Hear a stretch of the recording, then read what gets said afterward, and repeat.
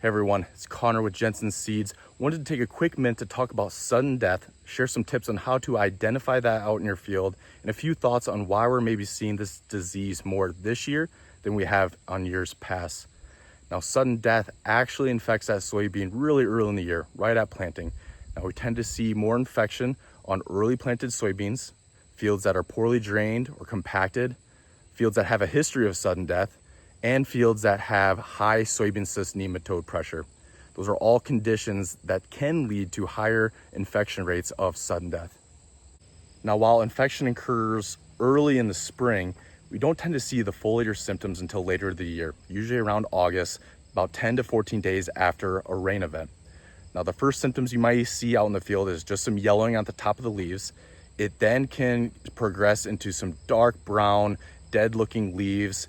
The mid veins and the lateral veins tend to stay green, and so those are all signs of sudden death. Now, sudden death can lead to pod abortion, lower seed counts, lower seed weights, and also ultimately yield loss. So a few possible reasons on why we're maybe seeing sudden death this year is we had a great planting window.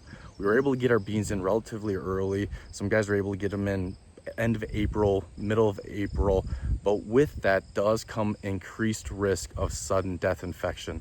Another thing we have going against us, north central Iowa actually set a record for rain accumulation in the month of July. So we've got a ton of rain. That sudden death is starting to release those toxins because of that saturated ground, and today we're starting to see those foliar symptoms out in the field. So unfortunately, there's not a lot of good options today at controlling sudden death. While a foliar fungicide does a great job at managing frog eye leaf spot, it unfortunately isn't going to do anything on the sudden death.